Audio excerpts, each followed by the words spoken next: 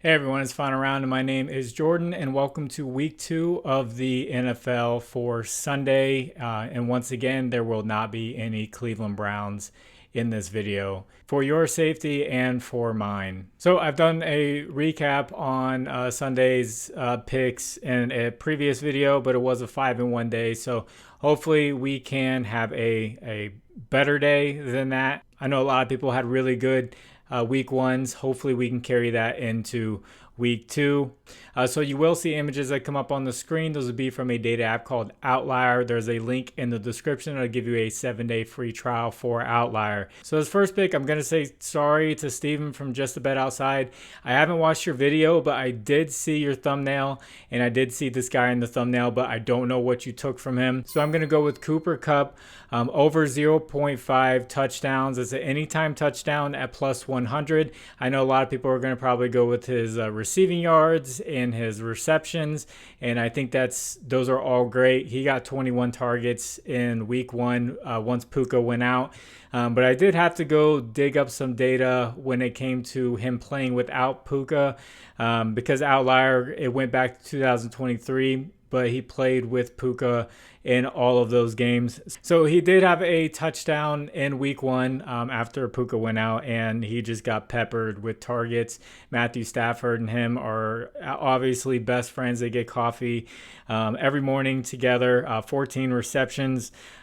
So I don't think that's a bad bet at all. This matchup is really great for him. So 2 seasons ago, when there was no Puka, in 8 games when Matthew Stafford played, Cooper Kupp had 6 games where he had a touchdown. One of them was a rushing touchdown, so you could potentially look at receiving plus rushing yards. They do like to sneak some rushing attempts in for him. And then if you go back to his 2021 like historic season, like if you had him on your fantasy team, you won your league most likely. He had a touchdown in 11 out of 17 games with Matthew Stafford, a couple of multiple touchdown games in that season. So even going back to last year, taking a look at red zone target percentage, he was the leader in red zone targets with 25%. Puka had about 22% when it came to the red zones. So you take that 22% away. So I'm not 100% sold on all the other receivers soaking up that 22%. I think the majority of it's going to go to Cooper Kupp, and that's what it looked like. He's just always open for Matthew Stafford. So I wouldn't be shocked if he gets around 35+% of the red zone targets when they get there with Matthew Stafford. So PFF had the Cardinals secondary ranked dead last coming into 2024. They also gave up the second most touchdowns last season. But that does include receiving plus rushing touchdowns. So they did give up a lot of touchdowns in general. And I think Cooper Kupp's just going to have a massive game. You could really go with a lot of stuff here with receptions and targets and all that stuff. But for plus 100, I'm going to go with the anytime touchdown. So this second play, going to go with another anytime touchdown, and I'm just like loving the anytime touchdowns right now. I had a parlay with 8 of them last week, and 7 of them hit. Amon-Ra St. Brown is the one that ruined it for me for $2,000. So I'm going to go with Jonathan Taylor of the Colts over 0.5 touchdowns at plus 115. He had a touchdown in week 1 versus Houston, which isn't that bad of a defense. And he also has a touchdown in 8 of his last 9 games that he has played. I know quarterback Anthony Richardson likes to run the ball too, but that didn't deter his rushing attempts. He still had 16 carries in week 1 versus Richardson's 6 carries total. And he'll be going up against the Packers, who, if you watched the Friday night game, got torn up by Saquon Barkley, and Saquon got 2 rushing touchdowns and a receiving touchdown against them. Also, something interesting when it comes to rushing, there was no other backup running back that was threatening carries. It was really just Richardson and Taylor running the ball. So Taylor, it's his backfield. If they get in the goal line situation, hopefully it's going to be him running it in. So I do like for him to get an anytime touchdown. So if you guys could, please like the video. And if you haven't, please subscribe to the channel. If you have a little bit of extra time, could you leave a comment for the algorithm? Just put the number 5 you can just put the number 5, just press submit, and it really helps get this video out there for more people. And also, if you want to try out a sportsbook, Bet365 is offering just bet $5 and they'll give you $200 back in bonus bets. So I think it's a great deal, one of the best ones out there. There will be a link in the description that'll take you straight to Bet365 for that promo. So this third player that I like is going to be Isaiah Pacheco of the Chiefs. I do like his anytime touchdown, but I also like him over 85.5 rushing plus receiving yards. He finished with 78 in week 1 against Baltimore, who's a very tough defense. And now he goes up against the Bengals, who are not that tough of defense. So last year against the Bengals, Pacheco had 130 rushing yards and 35 receiving yards. It's his backfield. None of the other running backs really competed with carries or receptions. I think P. Ryan got maybe 1 touch. Bengals looked awful against the Patriots, against Ramondre Stevenson. They gave up 120 yards rushing to him and 6 yards receiving, but still the 120 yards rushing. And the Patriots, they don't really have a passing game threat there with Jacoby Brissett. So you know Ramondre Stevenson's going to be the guy to get the carries, and they still couldn't stop him. So now you have the Chiefs where you do have the threat of a passing game. So Pacheco's going to have wide open lanes. And it's going to be difficult for the Bengals to stop him. So I do like him for over 85.5 rushing plus receiving yards. And like I said earlier, I do like him also for an anytime touchdown. Unfortunately, this is at minus 130, so you could put it in like an anytime touchdown parlay.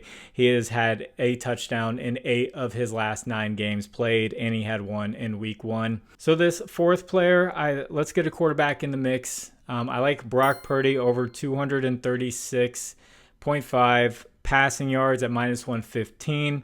He had 231 passing yards in week 1, and he played against the top-rated defense coming into the season and the top-rated secondary with the New York Jets, and he barely went under this line, so I think people are kind of underestimating him a little bit. Christian McCaffrey is doubtful, but I think Jordan Mason still really stepped up and had a pretty good game there. So now he's going to be facing the 27th ranked secondary coming into the season based off PFF. The Minnesota Vikings, they gave up 272 yards to Brock Purdy last season. And he also went over this line in 74% of games last season. I think this line is potentially low because they expect a blowout and him not having to throw the ball much.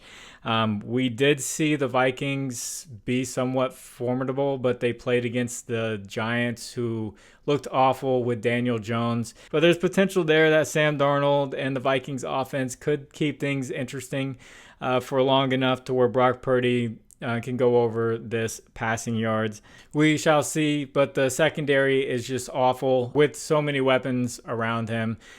So I'm looking for him to go over this 236.5 at minus 115. Before I get into these last 2 players, I want to shout out my partners. If you want to get away from Prizepicks or these pick'em apps, Underdog Fantasy, Sleeper, ParlayPlay, and ChalkBoard will match your first deposit up to $100, and Underdog will do it up to $1,000 right now. Links are in the description for those. That'll take you straight there with the promo code. So thank you to anyone who uses those. This 5th pick, going to go with a big name for the past few years, but now is kind of stuck in a all right offense. Going to go with Austin Ekeler over 17.5 receiving yards at minus 110. So he's facing that terrible Giants defense that got torn apart by Sam Darnold. He didn't really tear him apart. They also ran the ball all over them too. But the difference between Sam Darnold and the quarterback Jaden Daniels of Washington is Sam Darnold was able to get the ball down the field to his receivers. Jaden Daniels, his leading receiver, was Austin Ekeler, running back. As second leading receiver, Brian Robinson, running back. So he wasn't able to really get the ball down the field. He will be going up against a bad defense where he could potentially do that. But I did read some articles about Jaden Daniels. Coaching staff want him to be more of a passer. He ran the ball 16 times in that first game. So I have a feeling they're going to tell him, look for your check down more often than taking off and running, especially when we saw Anthony Richardson get hurt so early in the season last year. And then we saw Tua just get the concussion and all that. And we don't want to see that happen to Jaden Daniels. Austin Ekeler is just used to catching passes out of the backfield. He's definitely going to get a few. On the other side of things, the Commanders' defense isn't that great either. So Daniel Jones might actually, this is going to be the time where Daniel Jones might actually look somewhat good. And the spread on this game looks like it's going to be a close game. So with Austin Ekeler coming in for passing down situations, he could easily go over the 17.5 receiving yards at -110. And then my final pick, I got to take a Buckeye. I'm going to go with J.K. Dobbins over 55.5 rushing yards at -113. The only thing holding J.K. Dobbins back is his health.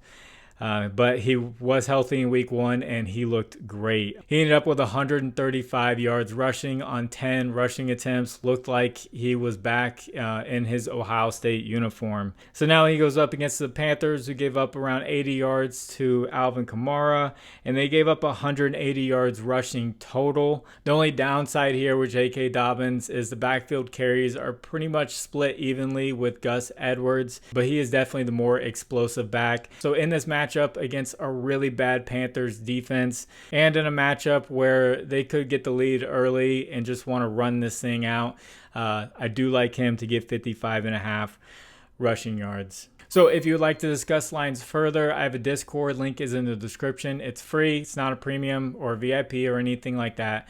It's just people discussing their research that they've done, but we all work together, do the best we can to find the best plays possible. So I'd love to see you hop on in there. And then as far as the recap goes for Thursday, it did not look good. I had 2 picks. They both missed. It was a blowout early, and most of the starters sat for the majority of the fourth quarter. So it is a game for more of the unders, and I did talk about the Miami players that I really wanted to take their unders, but you just don't know with guys like Tyreek Hill and their kicker for under 2.5 extra points and all that. But it's just I didn't take them because they're just so explosive, but they looked awful out there. And prayers to Tua. Hope he can come back from this. But for someone with epilepsy and personally, and going on with that, I would. It's really tough decision. I think he should probably walk away because he's taking some really bad concussions. So I'm going to get this edited and get it out to you all. God bless you all. It's final round. My name is Jordan. I will catch you on the next one. Bye.